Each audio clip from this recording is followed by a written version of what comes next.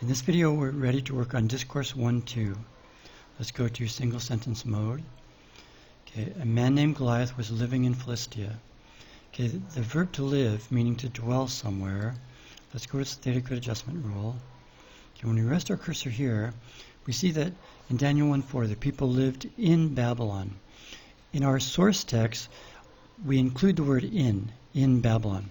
In most destination noun phrases, we don't include a preposition, like John walked to the river. We don't include the word to. But for the verb to live, meaning to dwell somewhere, we do include a preposition, because we might say John lived in Babylon, or John lived under a bridge, John lived near a lake, John lived on a mountain. So we, in our source text, we need to include the preposition. So there will always be a preposition in the destination noun phrase of live. So we don't supply one here in the theta grid adjustment rule, but we do need to supply or specify the grammatical relation.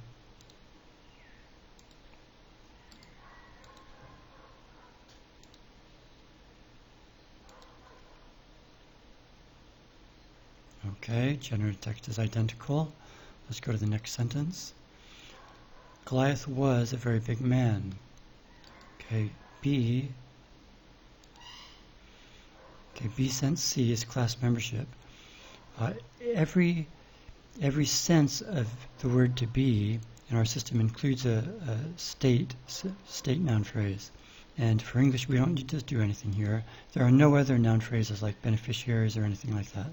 So we can just say unnecessary. And for big, for the adjective, we can say unnecessary. Goliath was a very big man. Okay, next sentence. Goliath was 9 feet tall. Okay, this is B sense D, the predicative sense, which always, in our system, B sense D always has a predicative adjective phrase following it. If we go to this theta grid adjustment rule, in these theta grid adjustment rules, we only include noun phrases and clausal arguments.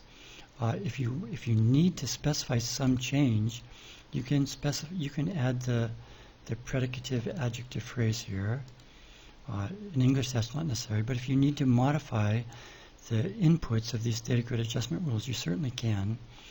For us, we just need to provide, this is the beneficiary. So we'll say _1 and the word for.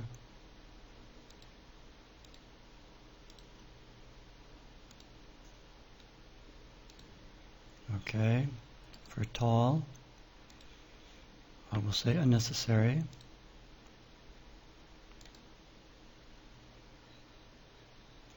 Goliath was tall 3 meters. Okay, we have several issues here. We want this noun phrase containing the distance, the height, the units, to precede tall. If we see here, inserted at end by phrase structure rule, adjective phrases. General purpose adjective phrase structure rule. So we haven't yet told the phrase structure rule for adjective phrases where to insert these embedded noun phrases. So let's go back to this theta grid adjustment rule for tall. Earlier I said unnecessary. Let's go ahead and activate it. If we go, okay, this is for the tall man. So tall is modifying a noun. This is for something like John is tall, and it's predicative. This is the structure we're looking for. So now is tall, but there's a noun phrase containing units, like 3 meters. So when we have a construction like this, you may remember from an earlier video, we had NP location and phrase. We had pre-adjective. And in this construction, Goliath was 9 feet tall. We want this phrase to precede tall. But let's make sure this is actually a measurement, and we can do that by inserting the word meters.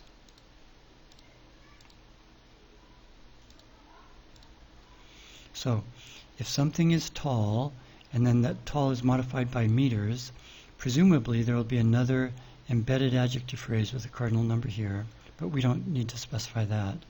So if tall is modified by a phrase with meters, we want that to be pre-adjective.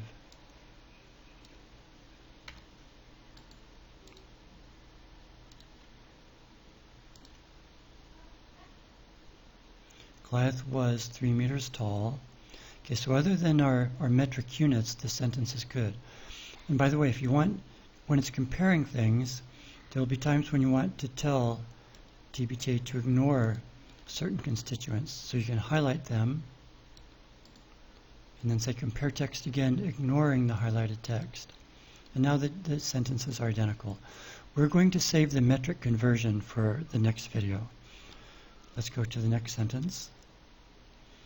And he carried a very big spear. Okay, the theta grid adjustment rule for carry. Okay, there's only an agent and a patient, so we won't need to do anything with it.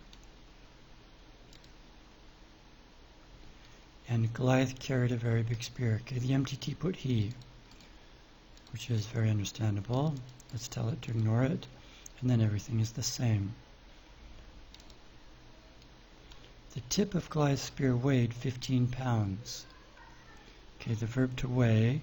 This is always used when something weighs a specified amount. That rock weighs 20 kilograms. There's only an agent and patient, so let's say unnecessary. And the number 7, we won't need that theta grid adjustment rule. Okay, if we ignore the metric conversion, by the way, you can highlight it down to the letter level. I won't highlight the S because both of them have that. So now they're the same. So we're going to save the metric conversions for the next video. And I think that's the last sentence, yeah. Let's go to the full sentence, full verse mode.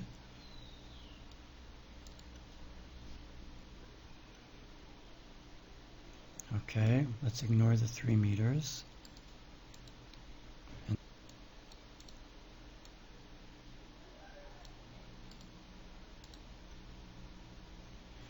Let's ignore the 7 kilograms.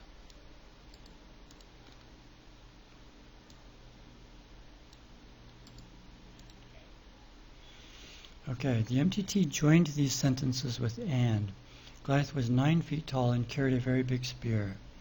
And in English we do that when we have 2 short simple sentences and they have the same subject. We would prefer to join them rather than having short separate sentences. So let's write a rule that will do that. That will be a structural adjustment rule. Let's add a new group called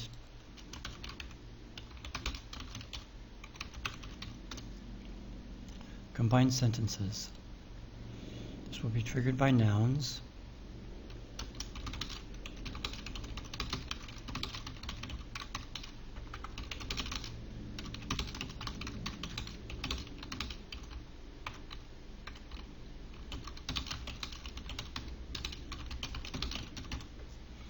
When 2 short simple sentences have the same subject and are joined with and, combine them.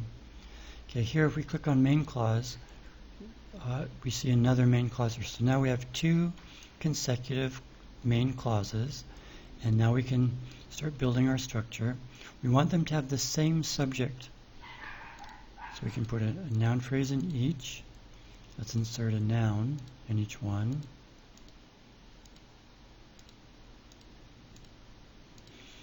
And let's assign the indices.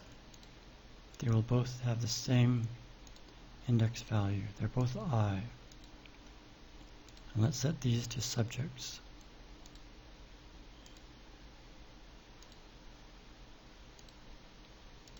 So now we have 2 sentences. They have the same subject reference. We want them joined if they have the word and, so let's insert and in here.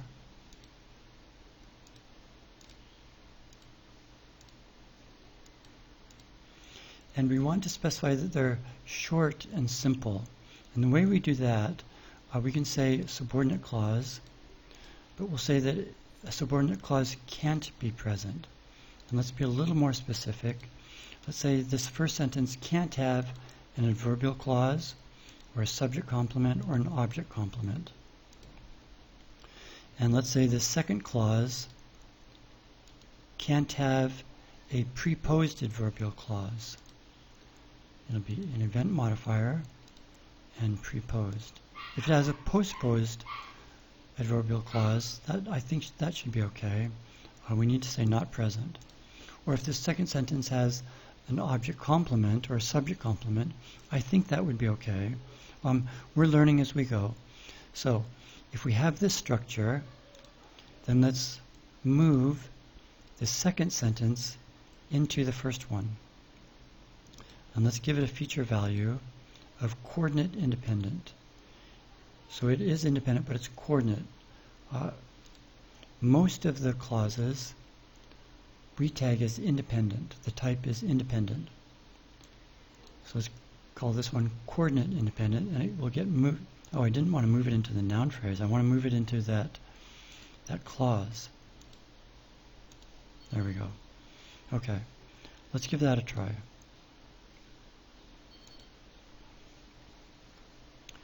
Okay, Goliath was 3 meters tall, and he carried a very big spear. They're still separate sentences. At first glance, it looks like it didn't work, but actually it did. If we rest our cursor here, we see the type is coordinate independent. And if we rest our cursor here, features changed from type equals independent to coordinate independent by structural adjustment rule, combined sentences, rule 1. When two short simple sentences have the same subject and are joined with and, combine them. So the rule that we just wrote, it did work. But if we look down below in the pop-up, it says, inserted at end by phrase structure rule, clauses, generic rule 1. Whenever it says inserted at end by a certain phrase structure rule, that means we haven't yet told that phrase structure rule where to put that constituent. So let's go to our phrase structure rule for clauses. And we want to insert a coordinate independent clause down here at the end. Now let's say in this group. This will be a clause. It'll be coordinate independent. And we want this down after the object complements and so on. Okay. So now let's try that.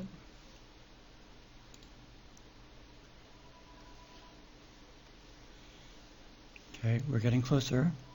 Let's tell it to ignore these metric units.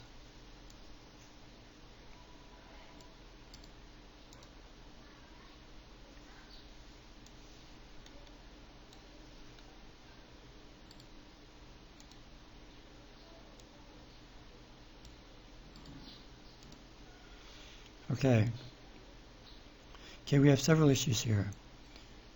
When the MTT combined, these Goliath was 9 feet tall and carried a very big spear. There's no reason to say and he carried a very big spear. So let's modify our rule that combines these sentences and tags the subject of the second sentence as big pro. Then we also have 2 periods. Let's delete one of these in that rule. So let's go back to our rule. So let's tag this noun as big pro. And let's insert a period in this sentence. That's user defined. Okay, we don't have one yet. And in the output structure, let's delete that period.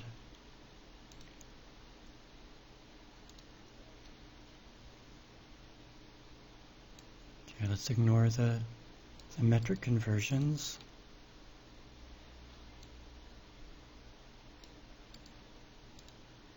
Okay, now we have a match.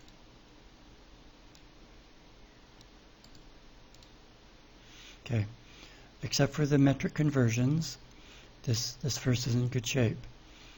And we'll work on the metric conversions in the next video.